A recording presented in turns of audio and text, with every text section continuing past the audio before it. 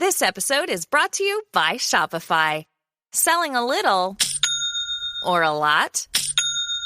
Do your thing however you cha-ching with Shopify, the global commerce platform that helps you sell at every stage of your business. Shopify helps you turn browsers into buyers with the internet's best converting checkout. 36% better on average compared to other leading commerce platforms. Get a $1 per month trial period at shopify.com/offer23. 'Tis the season to shine with H&M. Discover the holiday collection and find fashionable pieces for your wardrobe or for under the tree. Get inspired and dazzle with this year's glam. From tuxedo styles, bow detailed pieces, impressive prints, and more. From unforgettable looks to unforgettable gifts. With fashion finds to home decor, find it all at H&M. Treat your loved ones and yourself this season. Shop in-store or at hm.com. This episode is brought to you by Shopify. Selling a little or a lot? Do your thing however you cha-ching with Shopify, the global commerce platform that helps you sell at every stage of your business. Shopify helps you turn browsers into buyers with the internet's best converting checkout. 36% better on average compared to other leading commerce platforms. Get a $1 per month trial period at shopify.com/offer23. 'Tis the season to shine with H&M. Discover the holiday collection and find fashionable pieces for your wardrobe or for under the tree. Get inspired and dazzle with this year's glam. From tuxedo styles, bow detailed pieces, impressive prints, and more. From unforgettable looks to unforgettable gifts. With fashion finds to home decor, find it all at H&M. Treat your loved ones and yourself this season. Shop in-store or at hm.com.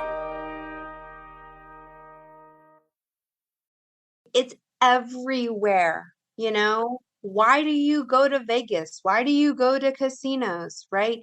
You go to party. We have a party society that wants to normalize cutting loose. It's very challenging. I feel for my addicts because it's everywhere. Yes. Baseball games, football games, concerts. Yes. It is literally everywhere, and it has become the social norm where to have a good time, shots of tequila.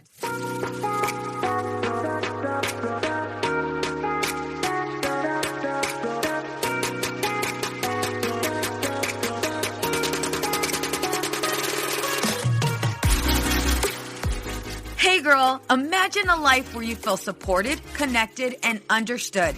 I get it. Being a mom is hard, especially when you're spinning so many plates. We exhaust ourselves trying to create the perfect life for our family. You deserve to enjoy your family without the stress perfectionism brings. On this podcast, I provide practical and relatable life experiences. I teach women quick and easy to use strategies to help them reclaim their identity, reignite their marriage, and enjoy their children. If you're ready to be challenged, then pull up a chair, grab pen and paper because it's about to go down. I'm Veronica Cisneros, a licensed marriage and family therapist, and this is the Empowered and Unapologetic Podcast. Hey ladies, and welcome to the Empowered and Unapologetic Podcast. I am your host, Veronica Cisneros. Today's guest is not only a very, very great near and dear friend of mine, but she's also like a complete badass because she is my clinical director here at Outside the Norm. Today's guest is a licensed marriage and family therapist who has been practicing for 9 years. She has been married for 8 wonderful years to her childhood sweetheart, who I think is absolutely fabulous. I love him. He's such a cutie. She has one daughter, who I'm totally obsessed with, who is absolutely full of life. She has graduated from Cal State San Bernardino in 2012 and completed her master's in counseling psychology in 2014. Her and I actually both graduated together. She also went to San Bernardino Valley College to complete her certificate in drug and alcohol studies. Today's guest has worked with all age groups and has ran a drug and alcohol program for Riverside County Sheriff's Department. She's also a trained emotional transformation therapist that focuses on relieving trauma. So please, ladies, help me by welcoming Carly Herbert. Carly, welcome to the show. Thank you so much for having me. I'm so excited to be here. How long have we been talking about this? Like, I don't know, 2.5 years? We've been talking about this for some time now, right? And I'm so Yes. glad that our schedules finally lined up, and we're now both on the same page where we can have this discussion, which is very much needed. Today's topic is going to be wrapped around the 5 things, right? We're doing a whole series on 5 things couples need to know. This first episode is going to be the 5 common mistakes couples make when one partner struggles with addiction. So before we jump into that, help me understand, what was it that piqued your interest with addiction? So, a lot of family members of mine struggle. And even though I became a therapist, you know, we had one Saturday of addiction studies, Yeah. and I just didn't feel capable of Mm-hmm. handling that. And then where I did a lot of my training hours, it didn't have any options for working with individuals struggling with addiction. So I wanted to get some more education, which I found the San Bernardino Valley College has a fantastic program. I was able to finish that, get hours, and now I'm a certified addictions counselor.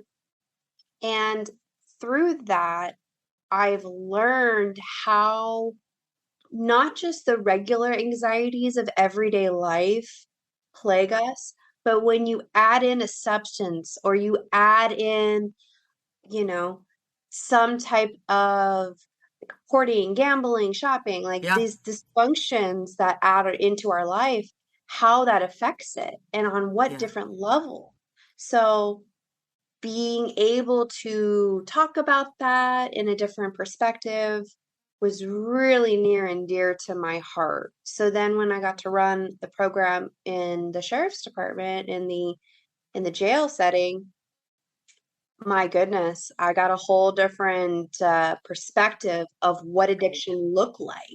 Absolutely. Not just your run of the day person. No. So that educated me even more. And then when I started in private practice, how I could kind of blend those two together Mm-hmm. and help couples, help individuals manage through their addictions. Absolutely. Absolutely. Seeing it firsthand is totally different, right?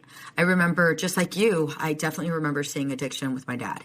And it was very, very, very noticeable. The same thing with my uncles, the same thing with my dad's side of the family. There's a great amount of addiction.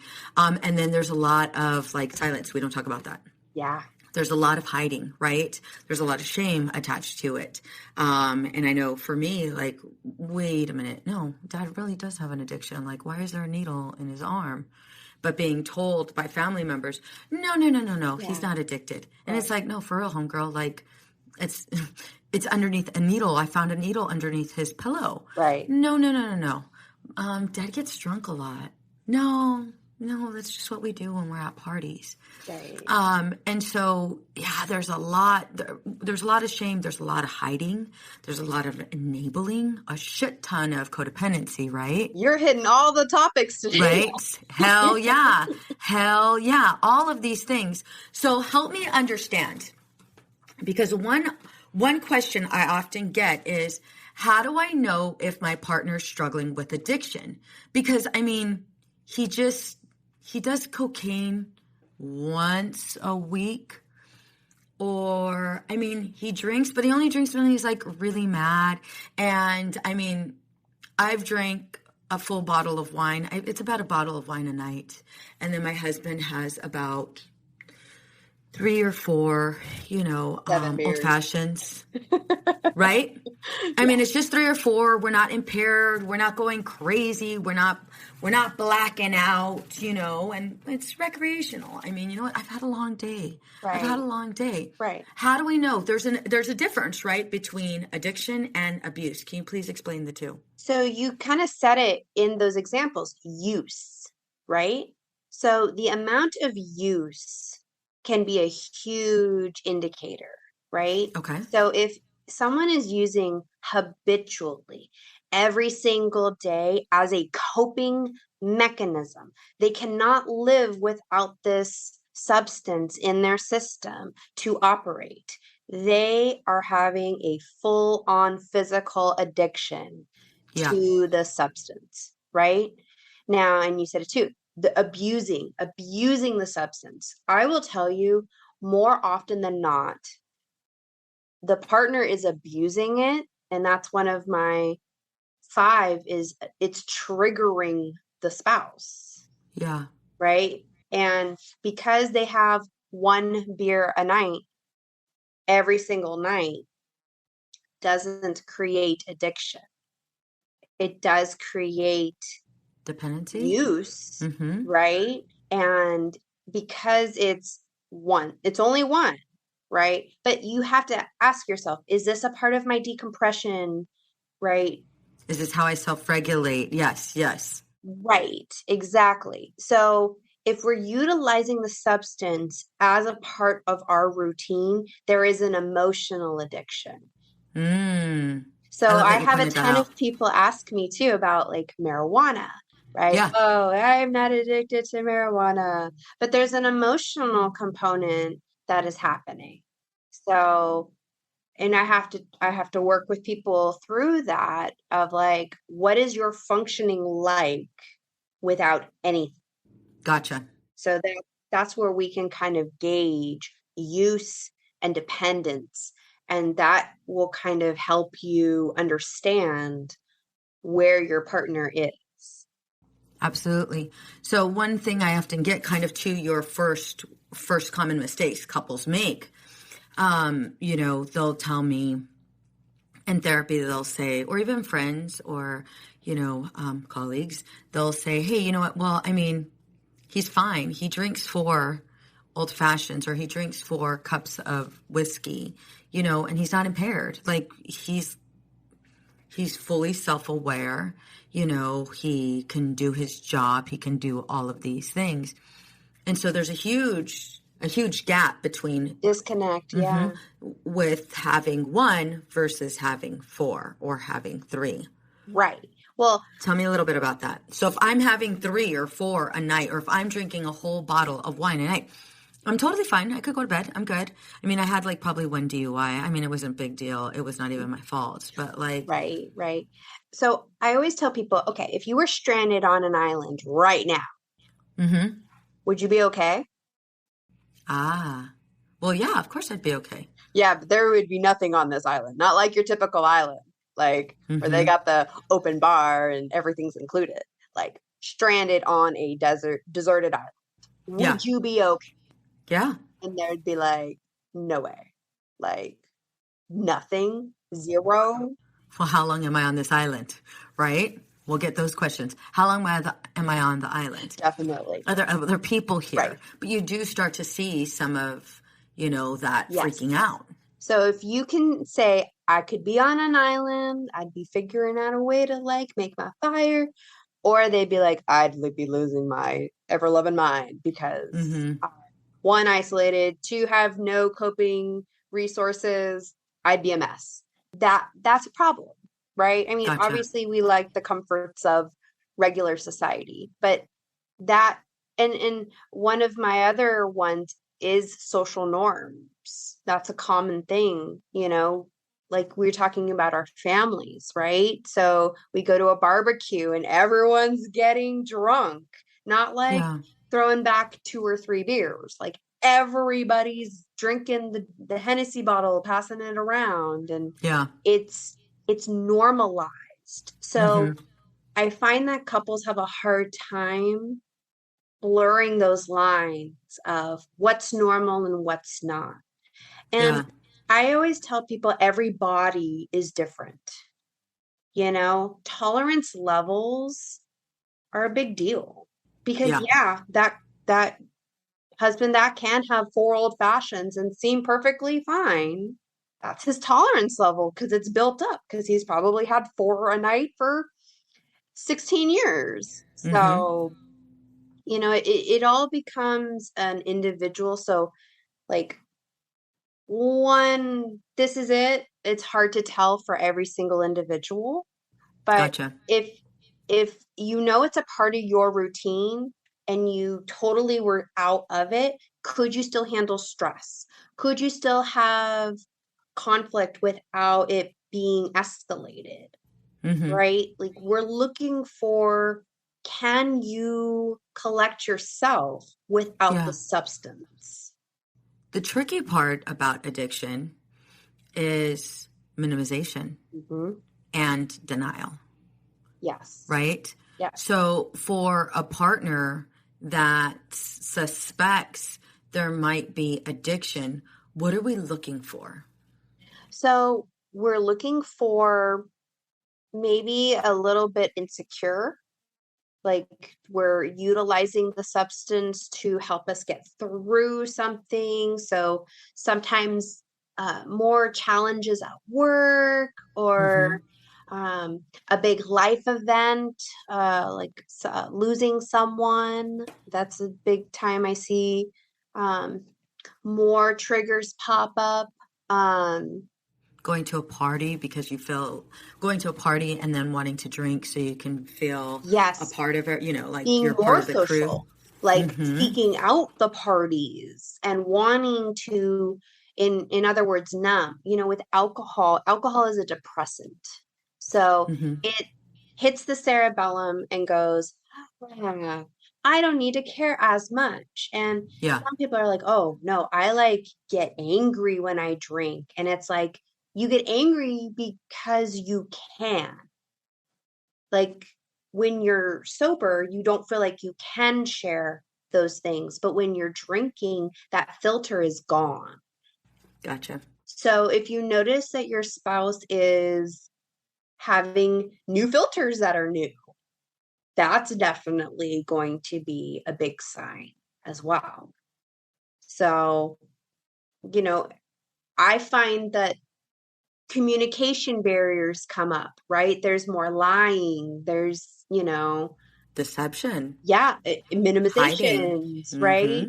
There can be a whole list of things that if you like, your partner, Yeah. when they're like, Highly ah, irritable. yeah, Mm-hmm. it's the ones that don't show emotion that well that you're gonna have to be just really open and honest with, of like, I love you, but I'm noticing these changes, and hey, that thing must have really been hard for you. Yeah. How do we talk about that?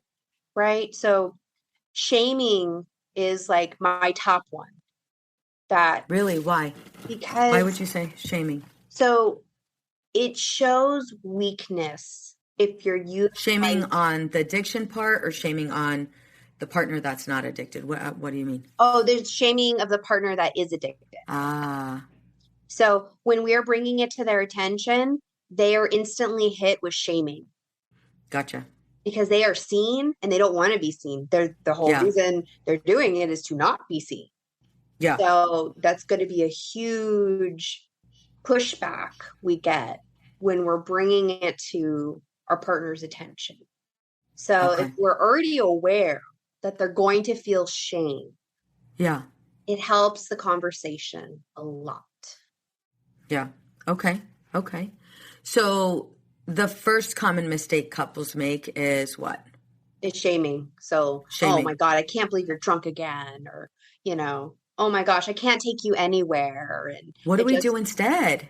Well, because I mean, at that limit or at that point, we're at our limit. Here we go again. Are you fucking kidding me?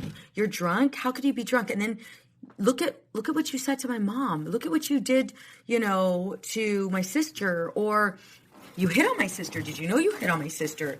Did right, you know, right? How many times have you heard these, right? right. So sometimes we have to work a little bit backwards. So my second one is enabling. Ah, okay. So we've enabled that. We like usually it's not like boom, I've been hitting Uh-huh. on your sister.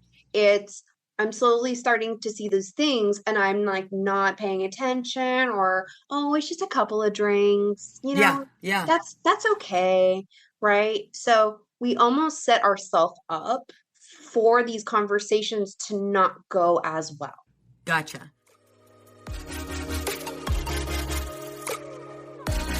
I know looking for the right therapist can be challenging.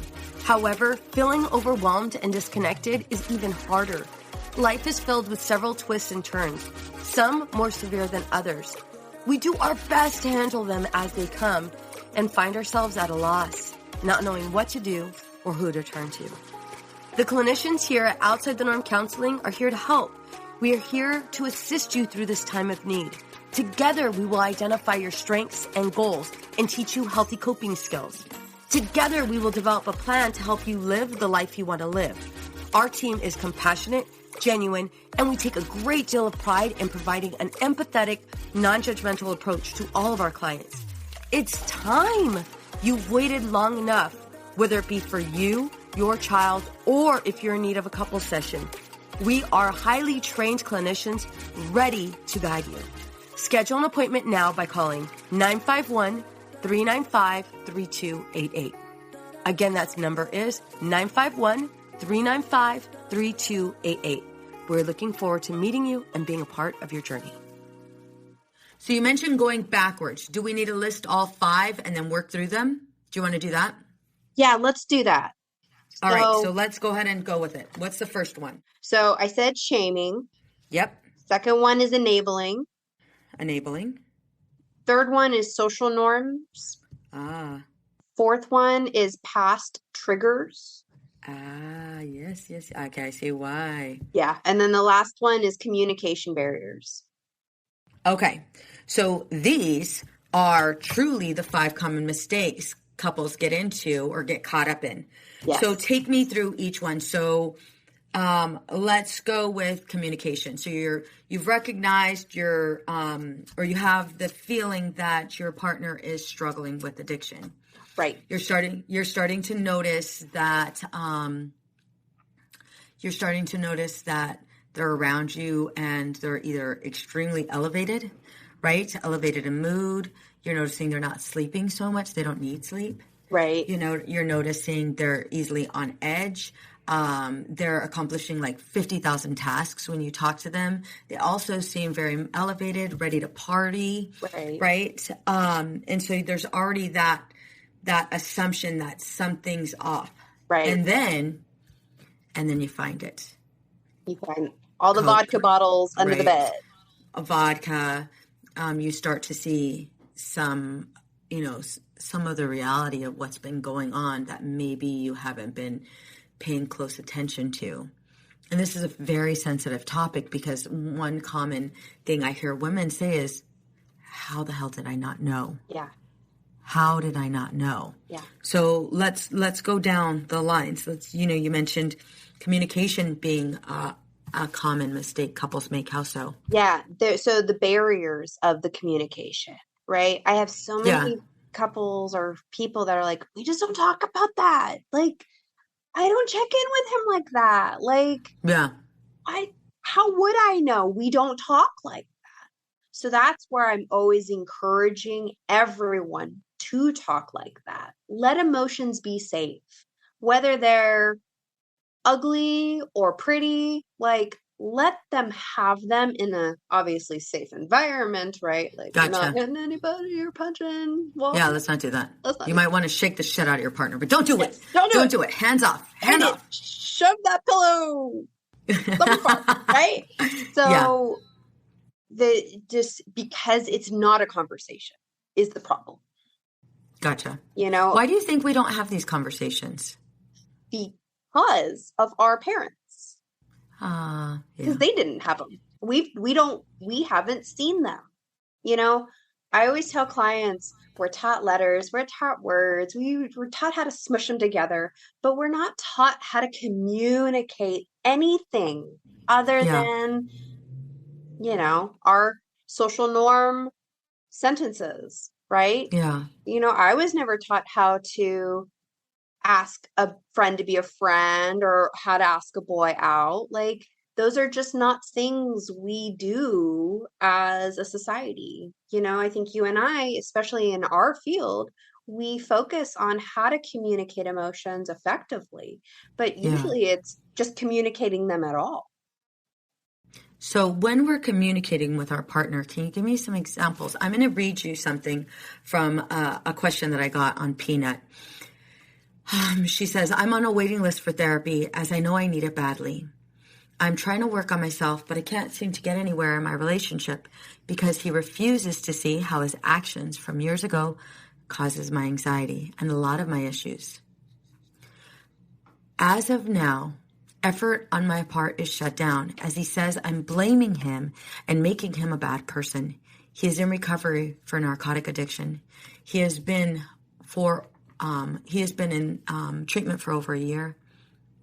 But a lot of our milestones were when he was active in addiction, and I was lied to about it over a period of years. The bulk of my memories are me remembering what happened in the moment, but knowing that memory is not the truth, or that it isn't him, but his addiction talking. I'm desperately trying to heal, but I can't until we can have these conversations as a couple. There's tons more to add, but I guess this is as simple as this question can get. Any help is appreciated. So how do we have these conversations? I mean, obviously you and I are, this question comes up. How can I have a conversation with somebody that constantly shuts down or feels, guarded, or I'm afraid to poke the bear? So communication is definitely essential, and it is a common mistake as couples we make because there's that lack of communication. Right. As a wife, how do I have a conversation with my husband who's refusing to own his addiction, who is triggered, highly irritable because of, let's pause, post-acute withdrawal syndrome, right? We could talk about that later, but how do I start to develop these conversations without feeling like I have to once again carry and burden all of the weight? And that's the most important part, right? It's us trying to hold that burden for them. Yeah. We teach I statements constantly. Whenever someone says, someone made me feel this way, we kind of look at that in more of an in-depth look, right? Like, how did I respond to this behavior? So I think because we're so focused on the individual as the problem, that's all they hear, and they shut down and they go even deeper into their addiction, usually, because you've now shown you don't understand them. Because they don't feel like they are the problem. They feel like they have, sometimes they feel like they have a problem. Sometimes they don't feel like they have a problem. No. But their behavior, we want to really emphasize that their behavior, their approach is the problem, not them as a human being. Can you give me an example? What would that look like? Yeah. So my husband is drunk on the couch, and he missed, not my husband, but husband is drunk on the couch and missed a soccer game. Yeah. And it's the next morning. Right. And I want to have that conversation with them. What does this look like? So instead of saying, you SOB, you suck, why are you like this? Right? It would be more, hey, to me, our child's soccer game is really important. And I feel like, your drinking is getting in the way of potentially how we're parenting or being the parents we want to be. So sometimes if you can add yourself in as a collaborative we, and then not just so focused on them, that really helps too. Yeah. So definite self-startup. We're not criticizing. No, but we're coming from judging. our perspective. If you come from your perspective, it's really hard to fight with you. And personalization can be a huge problem. Oh, well, you eat too much or you shop too much, right? And it's like, yep, that might be the case. But in this hot second, I showed up for our kid. And that's something I'd like you to do too. Yeah. So Right? bringing it back to what is the issue at hand. Exactly. Because the deflecting is going to happen because they're just not ready to accept it quite yet. Yeah, I agree. Okay. All right. So let's move on. So communication.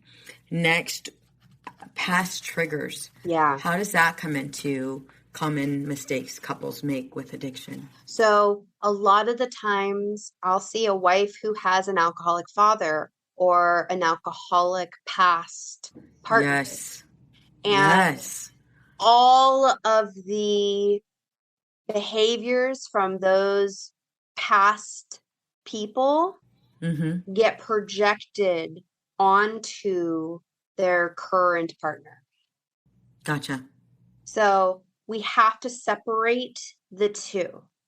Is this something that you're a little bit more heightened, or are we actually seeing it? Right? Because I'll have clients that are like, my husband's an alcoholic. And then we actually look at it. And yeah, he's an occasional abuser of it, but he's not a full-blown alcoholic. He's just maybe purposely trying to piss her off.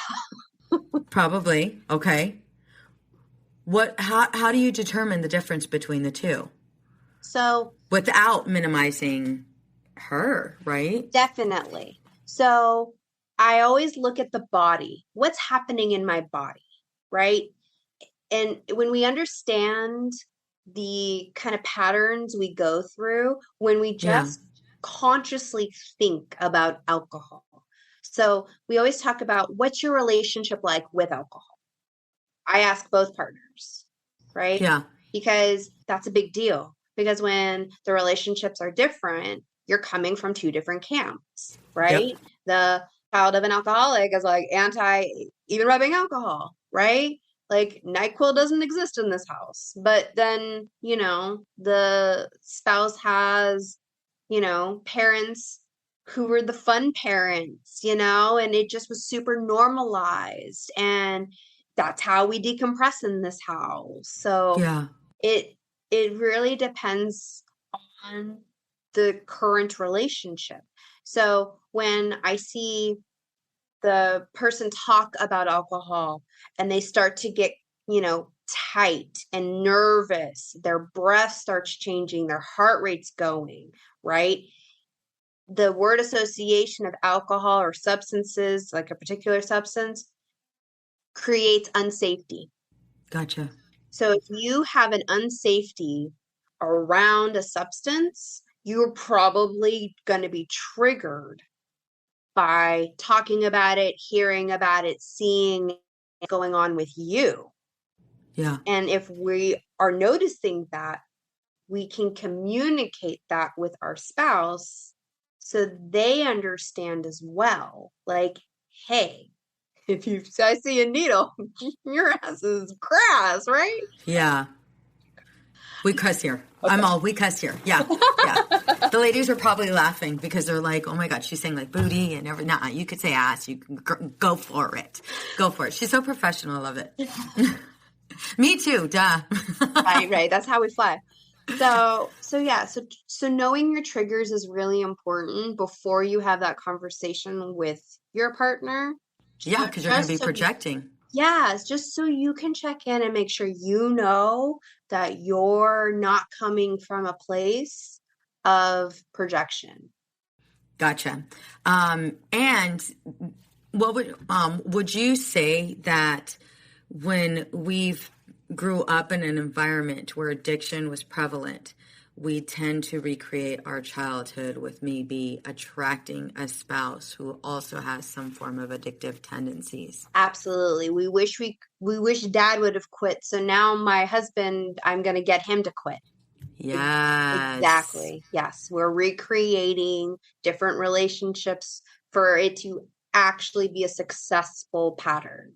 But This is how, right? Well, this is also how, would you agree, how most women then end up becoming enablers? yes. And we start to minimizing it. Well, it's not as bad as dad did. Or, I mean, he's only, snorting Coke, 3 times out of the week, 3 times out of the week. I mean, that's not bad, right? It's not a big deal. He's having a great time.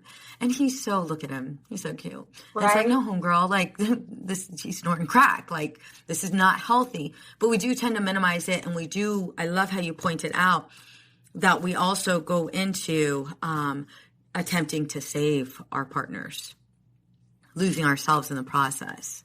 Yes. Right? Yes. Okay, so definitely be mindful of those past triggers. The next one, social norms. Tell me more about social norms.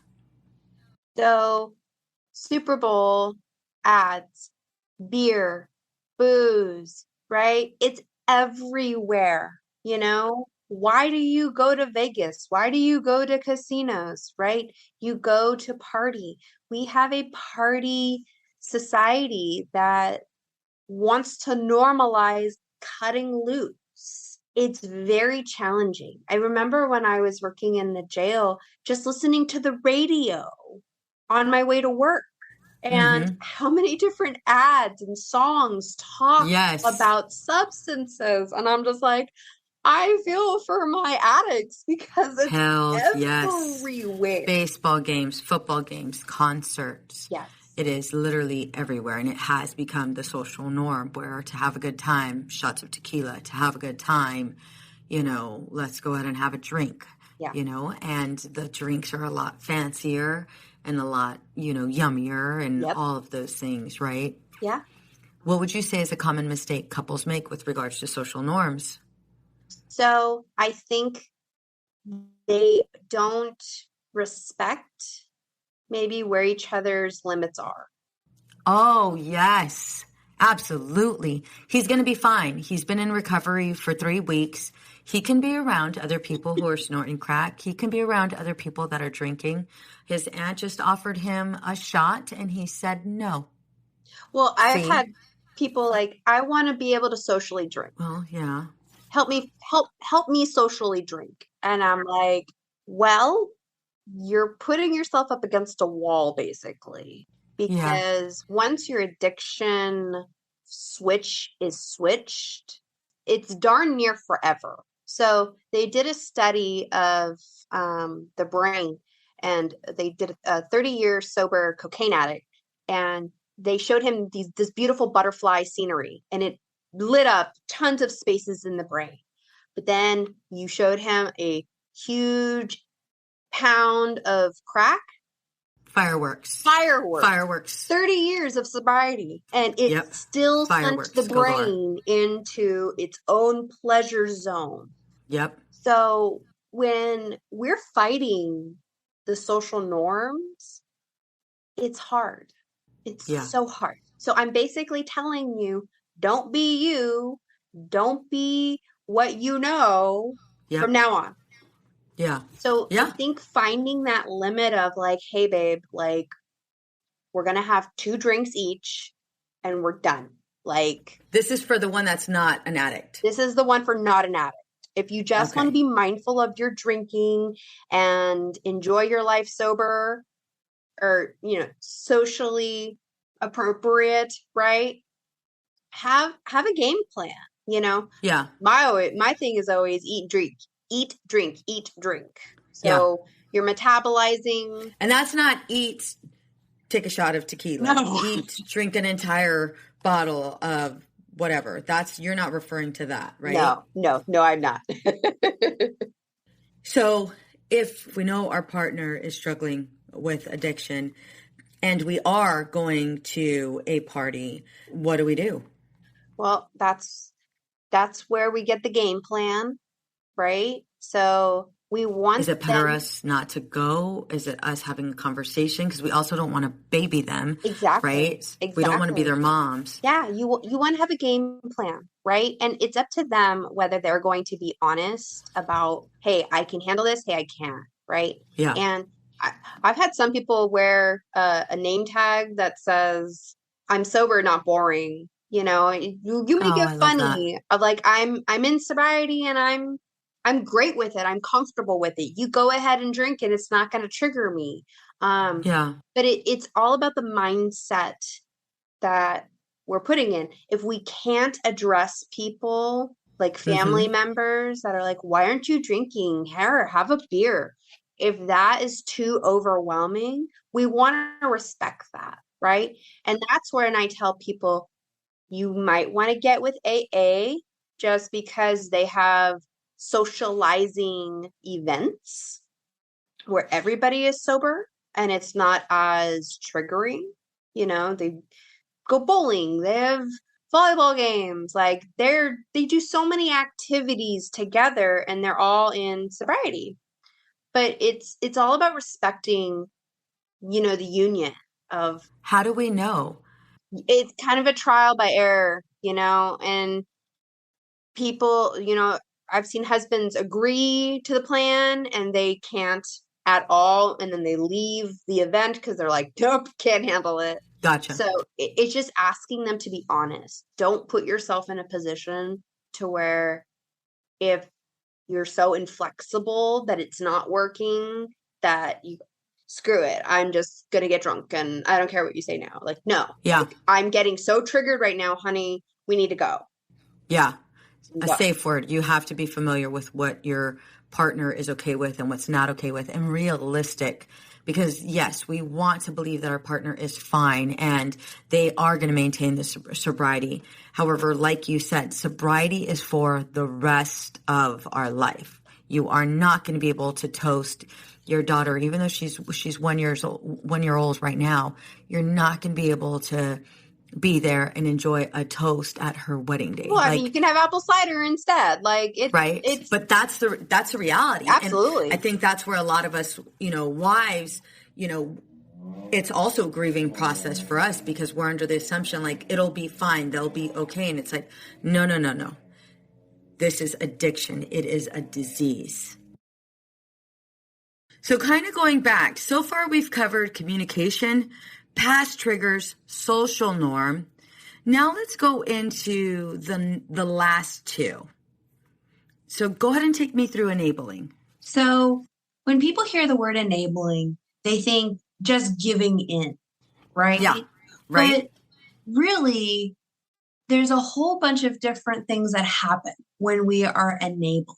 It's not just giving in per se up front, but it's all of these passive enablings that we're doing, right? The most common are making excuses. Minimizing our partner's behavior. Mm-hmm. Absolutely, right? Yeah. Oh, he's just having fun, or, this is just what they do, right? He's not always this mad. He's actually a really nice guy. Exactly. He doesn't always lose his temper. Right. It's just for right now. And it's interesting too, when you try to communicate this, mm-hmm.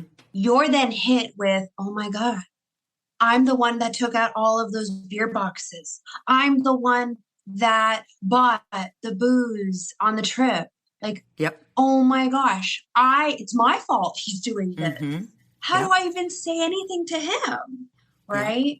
So we have to take that into consideration too, because guess what? It's going to get thrown in our face as well. Will you let me do that? You didn't say anything about that. Right?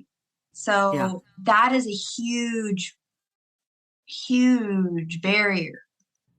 And that's a big issue that comes up for most relationships, is that kind of like the blaming ends up happening, that defensiveness ends up happening on both ends, blaming each other, blaming ourselves, right? And then Right. that defensiveness, well, let me, well, if I wouldn't have done this, you wouldn't have done this. Or if you would have done this, I would have done this, whatever the hell it is. All of those things come up, which end up really impacting the relationship. Right. And also impacting the trust in the relationship. Oh, most definitely. And then, we know that relationships are built off of trust with consistency, Yeah, and absolutely. when we've enabled consistently, wanting things to change is a huge struggle because then we have to add in not enabling consistently. When you do make that plan, you have to really stick to it. Why do you think we enable? Me personally, I think that as women, we just feel like that is a huge piece, that nurturing piece. Yeah. That's our role. We are tenders. Yep. We're not usually the authority. We want peace and harmony and functionality. Yep. And we don't like causing waves. No. And I feel like our husbands figure out a really good way to not do that. Yeah. Or they're subtly doing it and we don't know it. So it's this really fine line of getting honest really quick, building that foundation of like, oh my, I'm seeing this, I'm seeing this, I'm seeing this, and not, just letting it go and noticing that it's piling up, but oh, it's okay. There's a really stressful thing going on right now.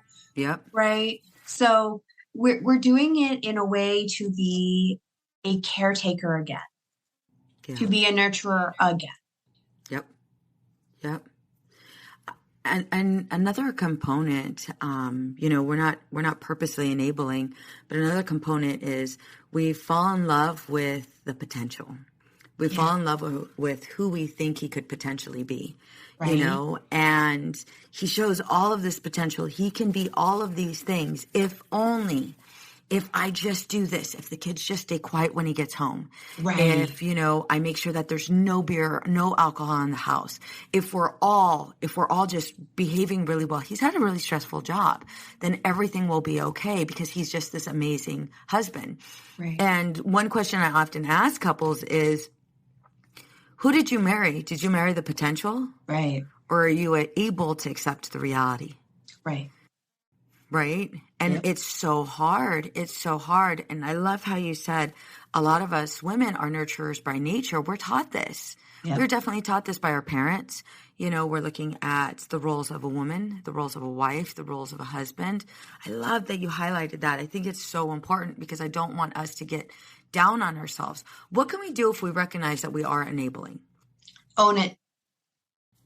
Just own it. I've not said anything because, again, if we own it and we're like mad about it, then they're just going to get deflective and, that it's not going to work. But if we own it in kindness and caring, just because that's our beautiful nature anyway, they're going to hear us in a more, they're taking accountability for maybe their behavior in this scenario, right? Yep. So, hey, I noticed that I didn't say anything.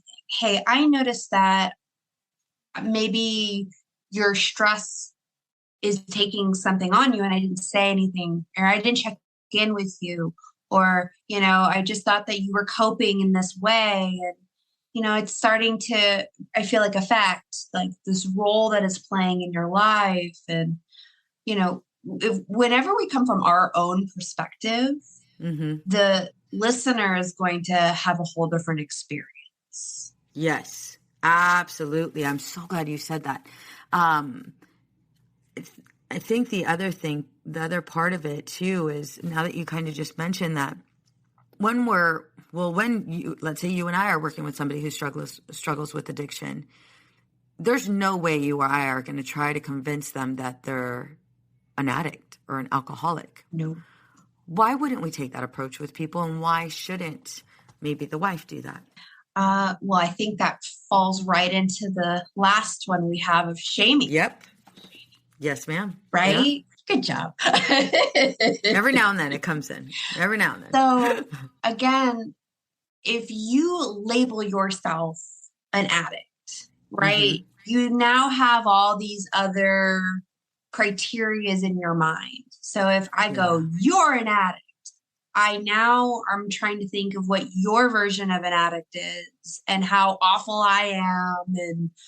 And, and I'll go back to my version of my grandpa stumbling around, beating my grandma, right? Yeah. Yeah. That's the kind of addict I think I am because you've said I am. But in reality, I'm not doing that to you. So therefore I'm not an addict. Right? Yep. We instantly get this defensiveness. Yes. So you and we do not tell people they are an addict. No. We definitely work in a more educational realm in that of hey, here's some symptoms of stuff. I talk to them about the stages of change and readiness to change. And then, kind of where they fall on that use spectrum, right? How frequent. And then they usually connect their own dots of oh my God, I have an issue. Or they've already established that they're in recovery and now they're coming to see me to maintain and kind of move through their recovery. But it's really detrimental to say, hey, you're an addict. Yeah. It really, really is. So I want to stress that big time. Absolutely. We just want to say we're coming with care and concern over X, Y, and Z. And how we can all be a part of the solution. Yeah. My last question. What is the best thing us spouses can do if our partner is struggling with addiction? What is the best thing we can do if we know our partner is struggling with addiction? The best thing you can do is, there's so many things. I think that the most important one, and this is going to sound strange, but to be safe. Yeah. So. Yeah. Why do you say to be safe? I agree with you. Why do you say to be safe? Because even though we're in this relationship with this person we get naked with, right? We sometimes don't feel emotionally safe with our partner. And when you're talking about this potentially identifying, shifting statement, you have to be in a safe place to do that. Yeah.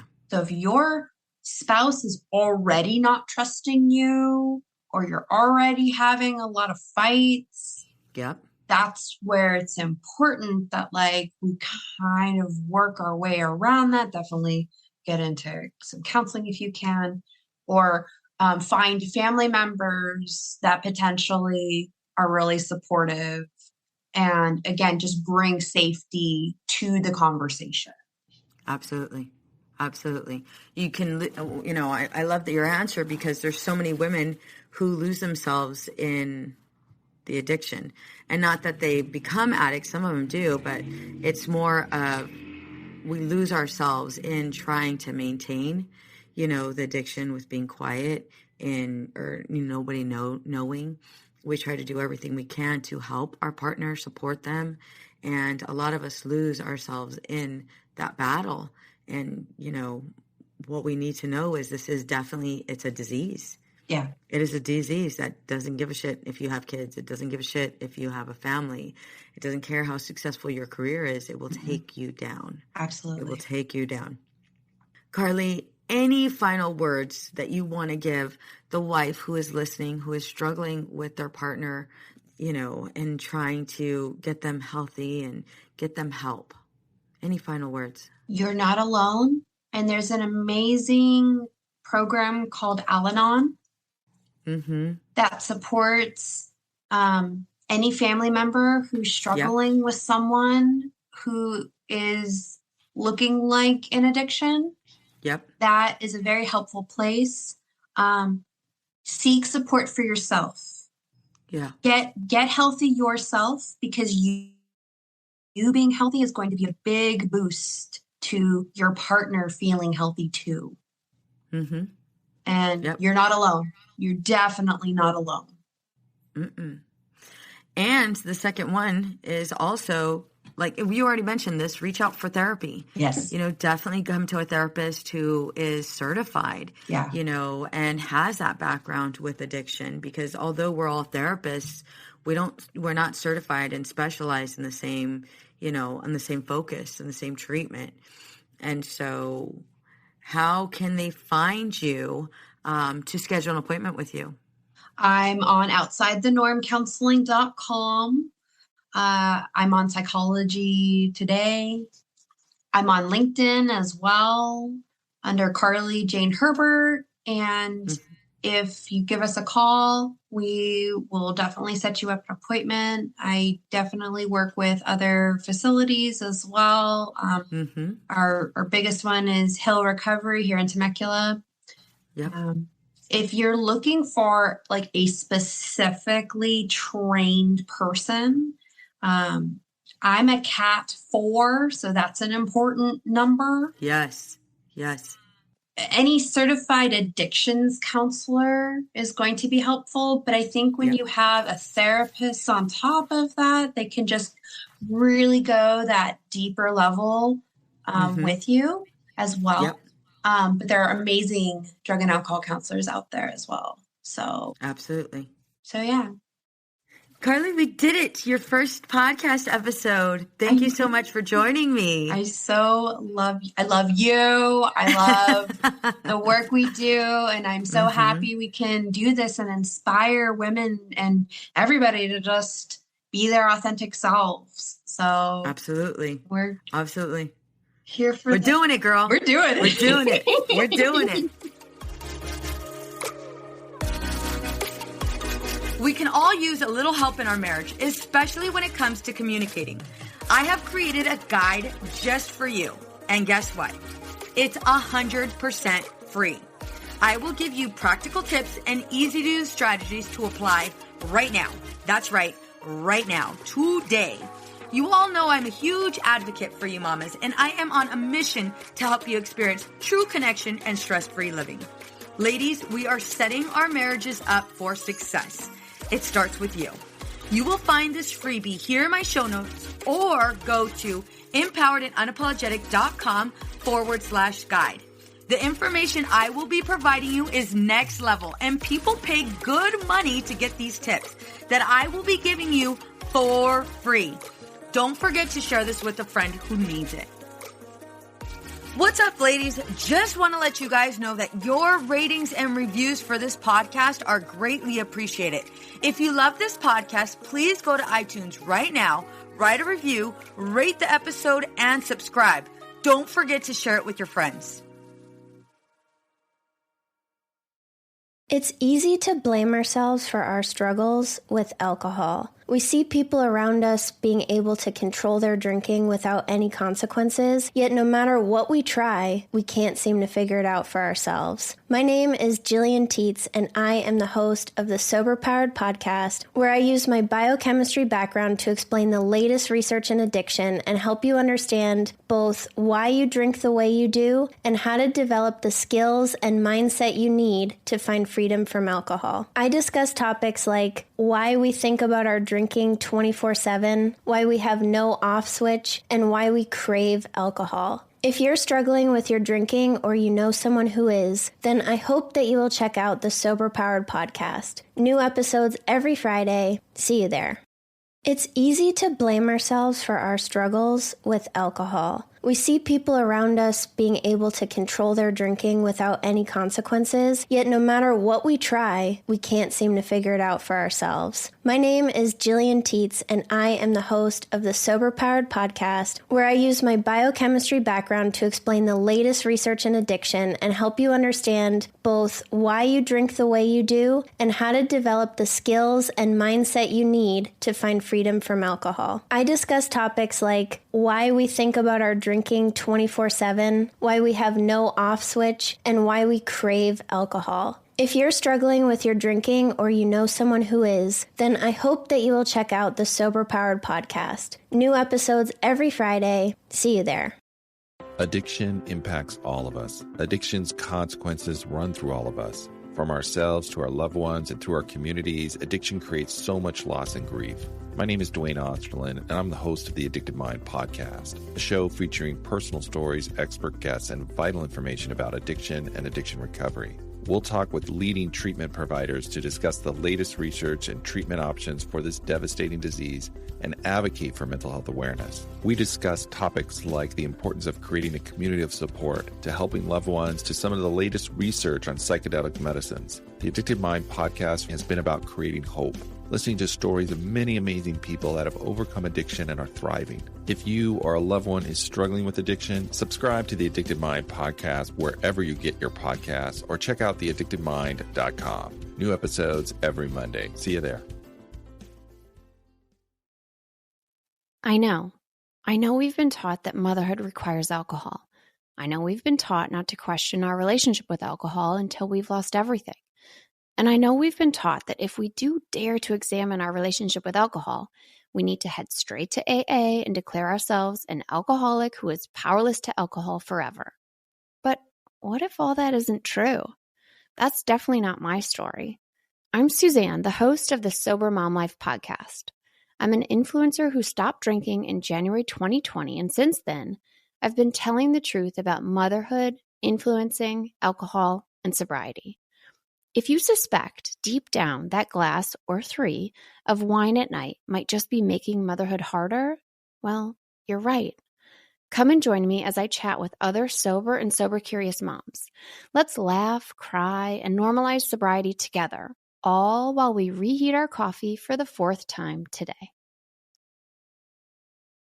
It's easy to blame ourselves for our struggles with alcohol. We see people around us being able to control their drinking without any consequences, yet no matter what we try, we can't seem to figure it out for ourselves. My name is Jillian Teets, and I am the host of the Sober Powered podcast, where I use my biochemistry background to explain the latest research in addiction and help you understand both why you drink the way you do and how to develop the skills and mindset you need to find freedom from alcohol. I discuss topics like why we think about our drinking 24/7, why we have no off switch, and why we crave alcohol. If you're struggling with your drinking or you know someone who is, then I hope that you will check out the Sober Powered podcast. New episodes every Friday. See you there.